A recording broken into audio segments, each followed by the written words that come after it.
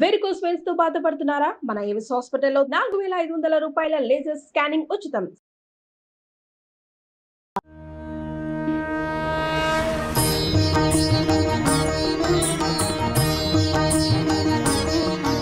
శరణాగతి కార్యక్రమానికి స్వాగతం.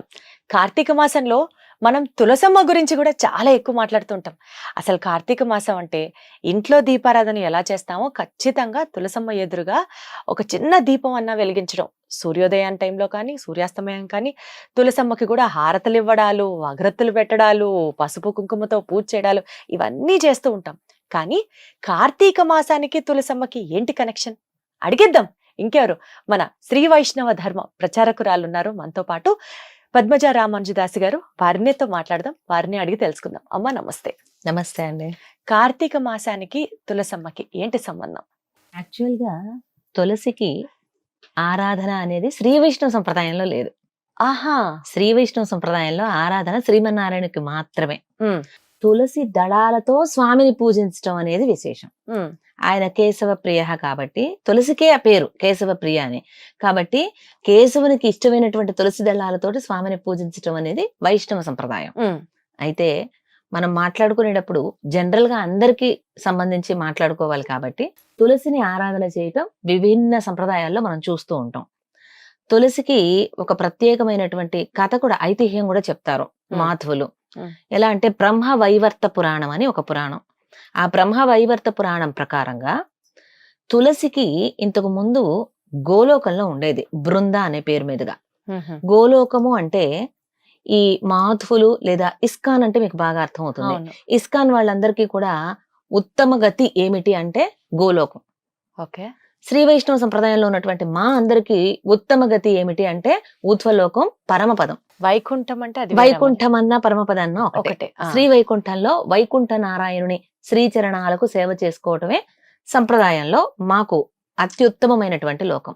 అన్ని లోకాల కన్నా పైన ఉంటుంది. అలాగే ఇస్కాన్ వాళ్ళు నమ్మేది ఏమిటంటే గోలోకం. ఆ గోలోకంలో బృంద అని ఒక గోపిక ఉండేది. అక్కడే రాధ, కృష్ణ, కృష్ణుడి స్నేహితుడైనటువంటి సుధాముడు వీరంతా ఉంటారు గోలోకంలో. ఆ గోలోకంలో ఉన్న బృంద శ్రీకృష్ణ పరమాత్మని ఆరాధన చేసేది, ప్రేమించేది. కానీ రాధ కూడా అక్కడే ఉంది కదా. రాధకి భక్తి ఎంత ఉంది, ప్రేమ ఎంత ఉంది, జగద్విదితమైనదే. కాబట్టి రాధాకృష్ణుల ప్రేమని ఎరిగినటువంటి బృంద తన ప్రేమను మనసులోనే ఉంచుకొని నిశ్శబ్దంగా ఉండిపోయింది. ఓకే. అయితే ఈమె అంటే బృంద అంటే ఇష్టపడినటువంటి వారు శ్రీకృష్ణ పరమాత్మని స్నేహితుడైన సుధాముడు. ఇష్టపడని వారు, పడినవారు. ఈమంటే ఇష్టం సుధాములు. బృంద అంటే సుధాముడికి ఇష్టం. బృందకి కృష్ణుడు అంటే ఇష్టం, బృంద అంటే ఇష్టం. అయితే ఒకసారి ఏం చేస్తారంటే, బృంద మనస్సులో ఉన్నటువంటి కృష్ణ ప్రేమను తెలుసుకున్నటువంటి సుధాముడు శ్రీకృష్ణ పరమాత్మగా తన రూపాన్ని మార్చుకుని వచ్చి బృందతో కూడుతాడు, కలుస్తాడు. ఓకే. వారిరువుర కలయిక సమయంలో రాధ అక్కడికి వస్తుంది. రాధకి కృష్ణుడు అంటే ప్రేమ. ఇప్పుడు సుధాముడు కృష్ణుడు రూపంలో ఉన్నాడు, బృందతో కలిసి ఉన్నాడు. కోపం వచ్చింది రాధకి. వెంటనే బృందకు శాపం ఇస్తుంది. నీవు భూలోకంలో పుట్టాలి అని చెప్పి శాపం ఇస్తుంది. ఈమె రాగానే ఆ ప్రదేశానికి కనిపెట్టినటువంటి సుధాముడు వెంటనే తన అసలు రూపాన్ని ధరిస్తాడు. శ్రీకృష్ణ పరమాత్మగా మారు రూపంలో వచ్చాడు కదా బృంద దగ్గరికి. వెంటనే చూసిన వెంటనే సుధాముడుగా మారిపోతాడు.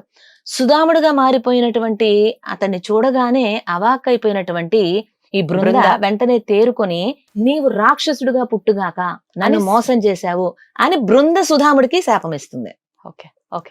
సుధాముడు వెంటనే నన్ను రాక్షసుడిగా పుట్టమన్నావు, నీవు రాక్షసుని భార్యగా పుట్టుగాక అని సుధాముడు బృందకి శాపమిస్తాడు. అయ్యయ్యో. ఇప్పుడు వెరసి బృందనేమో రాక్షసుని భార్యగా పుట్టమని సుధాముడు శాపం ఇచ్చాడు. బృంద ఏమో సుధాముడిని రాక్షసుడిగా పుట్టమని శాపం ఇచ్చింది. రాధ ఏమో బృందని భూలోకంలో జన్మించమని శాపం ఇచ్చింది. తర్వాత వీళ్ళిరువురిని యొక్క సంభాషణ చూడగానే రాధ, మీరు ఇద్దరు ఇక్కడ ఉండవలసిన వారు కాదు గోలోకంలో, మీరిద్దరు భూలోకానికి వెళ్ళిపోండి అంటూ శాపమిచ్చింది. అలా ఆ బృంద సుధాముడు ఇరువురు భూలోకంలో, బృంద ఏమో తులసిగా అవతరించింది. సుధాముడేమో శంఖచూడుగా అవతరించాడు. శంఖచూరుడు. శంఖచూడు అని ఒక రాక్షసుడుగా జన్మనెత్తాడు. ఈ శంఖచూడుని తులసి వివాహం ఆడింది తర్వాత కాలంలో. ఈ విధంగా ఆ శాపాలు ఆ విధంగా వారికి వర్తించాయి. అలా తులసి ఈ లోకంలోకి వచ్చి అవతరించింది. కానీ కృష్ణయ్యకి చాలా ప్రేమ చూపిస్తుంది. కృష్ణయ్యను కోరుకున్నది, ఎప్పుడు కూడా నీ పాదాల చెంత ఉండాలి అంటూ కోరుకున్నది తులసి. అందుచేత తులసి దళాన్ని స్వామికి సమర్పిస్తారు. ఈమె చేసినటువంటి ఆ ఆరాధనని గుర్తించినటువంటి శ్రీకృష్ణ పరమాత్మ, కృష్ణ పరమాత్మ కూడా ఈ తులసి అంటే అత్యంత ప్రీతికరమైనది. ఇది ఒక ఐతిహ్యం బ్రహ్మవైవర్త పురాణం నుంచి. సంప్రదాయాల శ్రీ వైష్ణవ సంప్రదాయం ప్రకారం దీన్ని ప్రత్యేకంగా తులసమ్మకి ఆరాధన లేదు. వారేమిటంటే చక్కగా తులసికి కూడా వస్త్ర సమర్పణ చేసి వాటిని కూడా పూజా మందిరంలో వేంచేపు చేసుకొని తులసి మాతని అంటే ఆ తులసి కోటని చక్కగా పూజా మందిరంలో కూడా చిన్నదిగా మనం గనక చూసినట్లయితే ఇస్కాన్ టెంపుల్స్ అన్నిట్లో కూడా ఉంటుంది. ఈ విధంగా వారు ఆరాధన చేస్తారు. ఇక మామూలుగా అందరం లౌకికంలో చూసినట్లయితే సామాన్యమైన భక్తులు అందరూ కూడాను తులసి కోట సెపరేట్ గా ఏర్పాటు చేసుకొని ఏది పెరట్లో అక్కడ తులసి కోట దగ్గర ఆరాధన చేయటం, దీపాన్ని వెలిగించటం, అలాగే పసుపు కుంకుమ అక్షతలతో పూజ చేయటం, ఇవన్నీ మనం చూస్తాం. వైష్ణవ సంప్రదాయానికి వచ్చేటప్పటికి అక్షతలతో పూజ నిషిద్ధం. ఎందుకు అంటే అక్షతలు, క్షతము కానివి అక్షతలు, బియ్యంలో పసుపు వేసి అంత కొంచెం అన్న ఘృతం వేసి కలుపుతాం, నెయ్యి వేసి కలుపుతాం కదా అక్షతలు. ఆ అక్షతలు స్వామి పాదాల దగ్గర మనం ఎప్పుడైతే సమర్పిస్తామో అవి గుచ్చుకుంటాయేమో అని. ఆయన ఎటువంటి వాడు? అతసీ పుష్ప సంకాసం హారనూపుర శోభితం. సేవిస్తాంగా కృష్ణాష్టకంలో అతసీ పుష్పం వంటి సుకుమారుడు. అతసీ పుష్పం తెలుసా? పువ్వు కొయ్యను కూడా కొయ్యనవసరంలా, చూస్తేనే వడిలిపోయినంత సుకుమారంగా ఉంటుంది. కోయగానే వడలిపోతుంది అనమాట, అంత సుకుమారంగా ఉంటుంది. అంతటి సుకుమారం స్వామిది. కమలవాసిని అయినటువంటి లక్ష్మీదేవి పుప్పొడి బల్లాల్లాగా గుచ్చుకుంటుంటే స్వామి వక్షసీమను అలంకరించింది. అంత సుకుమారం, కమలంలో ఉన్న పుప్పొడి కంటే సుకుమారమైన వక్షస్థలం స్వామిది. అంత స్వామికి ఈ క్షతమే కానటువంటి అక్షతలు సమర్పిస్తే అవి ఆయనకు నొచ్చుకుంటాయి కదా. ఆ ప్రీతి ప్రేమ చేత అక్షతలు సమర్పించారు. పుష్పాలే సమర్పించిన కారణం అది. విశేషించి పుష్పాలలో కూడా సువాసనాభరితమైనటువంటి ధవళవర్ణ పుష్పాలు, తెల్లని పుష్పాలు సమర్పిస్తారు స్వామి. సన్నజాజి, సెంటు జాజి, విరజాజి, మల్లె పుష్పాలు, లిల్లీ పుష్పాలు, ఇవే సంపెంగలు ఇష్టం. ఇవే పెట్టాలి అంటే ఇవే శ్రేష్ఠం. మనం మామూలుగా తెలియక అంటే కొంతమంది ఇట్లా చెప్తారమ్మా పురోహితులు, బంతి పూలు చామంతులు పెట్టకూడదు అంటారు. చామంతులు పర్వాలేదు, బంతి పూలు పెట్టకూడదు. ఎందుకు? బంతి పూలలో ఆ పుప్పొడి ఉండదు, అందుకోసం బంతి పూలు సమర్పించరు. పుప్పొడికి దానికి ఏంటి సంబంధం? పునరుత్పత్తి అవుతుంది కదా పుప్పొడి ఉంటే. ఆ బంతి పూలు పెరుమాళ్ళకి పూజకి పనికిరావు అని చెప్తారు. ఆ స్వామికి పూజకు పనికొచ్చేవి ఎలా ఉండాలి? ఆయన సర్వోత్కృష్టుడైనటువంటి పరమాత్మ, ఆయనకి అంతే సుగంధభరితమైనటువంటి పుష్పాలను సమర్పించాలి. చక్కగా కలువ పుష్పాలు, సంపంగి పుష్పాలు, మల్లెలు. ఇప్పుడు కొంతమంది మందార పూలు పెట్టచ్చు అంటారు. మందార పూలు కూడా మరి అంత వాసన రాదు కదా. మందార పూలు అసలు పెట్టకూడదు, శ్రీమన్నారాయణ మూర్తికి పెట్టరు. మందార పూలు, గన్నేరు పూలు ఇవన్నీ శ్రీమన్నారాయణ మూర్తికి పెట్టరు. గన్నేరు పుష్పాలు శివుణ్ణి ఆరాధన చేస్తారు. మందారాలు పెట్టరు అసలు. చాలా చోట్ల నేను చూశాను మందార పూలతో తెలియక. వైష్ణవ సంప్రదాయంలో సంప్రదాయం తెలిసినటువంటి వాళ్ళు పెద్దల ద్వారా, అందుకనే ఒక ఆచార్యుడు ఖచ్చితంగా ఉండాలి. మనం ఏం చేయాలి ఏం చేయకూడదు చెప్తారు ఆచార్యులు. మీకు ఒక విషయం తెలుసా? కబీర్ దోహాలు చాలా ప్రసిద్ధిగాంచినవి. ఒక దోహాలో కబీరే చెప్పాడు స్వయంగా, ఆచార్యుడు అచ్యుతుడు ఇద్దరిలో నీకెవరు కావాలి అంటే నేను ఆచార్యుడిని ఎంచుకుంటాను అని. ఎందుకు? ఆచార్యుడే మనకి మార్గాన్ని చూపిస్తాడు. ఎక్కడ కబీర్ దాస్ అండి, ఆయన కూడా ఆచార్యుని ప్రాముఖ్యత తెలుసుకున్నాడంటే ఇది గుర్తెరగాలి మనం. అందుకని ఒక ఆచార్యుడు ఉండాలి. మందార పుష్పాలు పనికిరావు పూజకి. శ్రీమన్నారాయణమూర్తి అర్చనకి ఈ విధంగా తెలుపు రంగులో ఉన్నటువంటి పుష్పాలు సముచితం, శ్రేష్టం చెప్పాలంటే.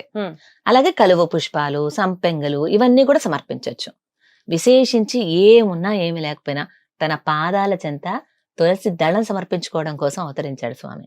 కాబట్టి తులసితో పూజ చేయటం అనేది సర్వశ్రేష్టం. ఇక పుష్పాలతో అర్చన, ఇది శ్రీమన్నారాయణ. తులసి మాలలతో మళ్ళీ పూజ చేయొచ్చు స్వామికి. ఆయనకి ఇష్టమైంది కదా. తులసి మాల ధరించగలిగేటువంటి అర్హత, ఆ వైభవం ఒక్క శ్రీమన్నారాయణ మూర్తికే. వేరెవరికీ లేదు తులసి మాల సమర్పణ. తులసి దళం సమర్పణ కూడా వేరెవరికీ లేదు. అంత విశేషం తులసి. ఓకే. తులసి శ్రీమన్నారాయణమూర్తి శ్రీపాదాల చెంత చేరటం కోసమే. ఆమె తపన కదా అది అంతా కూడాను తులసి.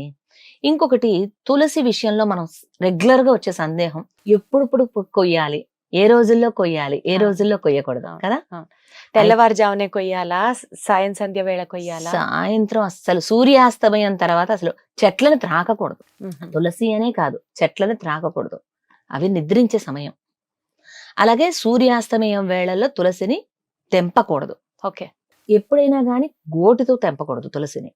ఇలా 2 వేళ్లతో సున్నితంగా తెంపాలి. ఓకే. పుష్ప విలాపం గ్రంథం చదివిన వాళ్ళకి పుష్పాలే తెంపబుద్ధి కాదు. కానీ నిన్న మనం ఒకటి చెప్పుకున్నాం, దామోదర వృత్తాంతంలో మీకు గుర్తుందా, పొయ్యి మీద పాలు ఎందుకు పొంగినాయి? అవును అవును. శ్రీకృష్ణ పరమాత్మకి అర్పింపబడినటువంటి నా జన్మ వృధా అని పాలు కూడా ఆత్మహత్య చేసుకున్నాయి, పొయ్యిలో పడిపోయి ఆ మంటల్లో పడి ప్రాణాలని అర్పించుకున్నాయని ఒక విశేషమైన అర్థాన్ని చెప్తారు పెద్దలు సంప్రదాయంలో. అలా చూసినట్లయితే ఏ పుష్పమైనా భగవంతుని పాదాల చెంతకు చేరటం కోసమే. సృష్టిలో ఉన్న ప్రతి ఒక్కటి భగవంతుని ద్వారా సృష్టింపబడింది. తిరిగి అవి భగవంతుడిని చేరితేనే వాటికి సార్థకత. కాబట్టి పుష్పాలు కూడా కోయొచ్చు, తులసి దళాలు కోయవచ్చు. విశేషించి మంగళవారం శుక్రవారం కొయ్యకూడదు ఇలా అనుకుంటారు, అపోహ మాత్రమే. తులసి ప్రతిరోజు సమర్పించాలి కృష్ణయ్యకి. అప్పుడు మంగళవారం శుక్రవారం ఏం సమర్పిస్తారు? అంతేగా మరి, అంతేగా. ఇంకా చెప్పాలంటే ఏకాదశి ద్వాదశిలో కొయ్యవచ్చా అని సందేహం వస్తుంది. ఈ రోజున ఏకాదశి, ఈ ఏకాదశి రోజున కొయ్యవచ్చు, కానీ ద్వాదశి రోజున మాత్రం కొయ్యకూడదు. ఎందుకు? ఆ ద్వాదశి రోజున పరమ పవిత్రమైనటువంటి ఆ రోజున తులసి దళం కొయ్యకూడదు అనే ఒక నియమం పెద్దల నుంచి వస్తుంది. కాబట్టి మనం ఏకాదశి రోజున కోసేసి చక్కగా వాటిని రిఫ్రిజిరేట్ చేసుకోవచ్చు. రిఫ్రిజిరేటర్ ఫ్రిడ్జే లేకపోతే ఏదైనా ఒక తడిగుడ్డలో పెట్టి చుట్టూ పెట్టుకోవటం, ఏదో దాన్ని మనం సురక్షితంగా వెంచప్ చేసుకుని అప్పుడు ఆ తులసిని పెరుమాళ దగ్గర సమర్పించవచ్చు, పాదాల దగ్గర. ఇంకా విశేషం ఏమిటంటే తులసి సాధారణంగా ఎవరింట్లో అయినా ఉంటుంది. ఒకవేళ తులసి ఎప్పుడైనా మనకి భృగ్యం అయిపోతే, అంటే దొరకలేదు, లభించలేదు, తల్లి పెద్దదైపోయింది, ఆ అవకాశం లేదని అనుకున్నప్పుడు ఆ తులసిని నీడలో ఎండింపచేసి ఆ పొడి చేసి దాన్ని కూడా మనం సమర్పించవచ్చు అంటారు. లేదు దళాల రూపంగా ఉంచుకొని అవి కూడా సమర్పించవచ్చు అని చెప్తారు. అంటే ఆల్టర్నేటివ్, ఇక లీస్ట్ కేస్ అనమాట అది. దొరకపోతే అన్నట్లు. సాధారణంగా తులసి లేని ఇల్లు ఉండదు. అది కరెక్టే, అది కరెక్టే. తులసి ఖచ్చితంగా ఏ సంప్రదాయంలో అయినా తులసి ఉంటుంది. అయితే మా సంప్రదాయంలో ఏంటంటే తులసికి ఆరాధన చేయటం, అంటే దీపారాధన పెట్టడం, తులసి కోట దగ్గర అగరబత్తులు వెలిగించటం, పసుపు కుంకుమలు చల్లటం ఇవన్నీ ఉండవు. తులసితోటి ఆరాధన ఉంది కానీ తులసికి ఆరాధన లేదు. అర్థమైంది. తులసితో ఆరాధన, తులసికి ఆరాధన లేదు. అయితే ఈ కార్తీక మాసంలో శ్రీమన్నారాయణ్ణి పూజించడానికి తులసితో చేసేటువంటి పూజ అన్నిటికంటే శ్రేష్టం.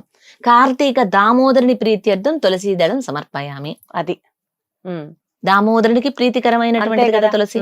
కాబట్టి ఈ విధంగా శుచిగా శుభ్రంగా స్నానం చేసిన తర్వాత మాత్రమే తులసిని ముట్టుకోవాలి.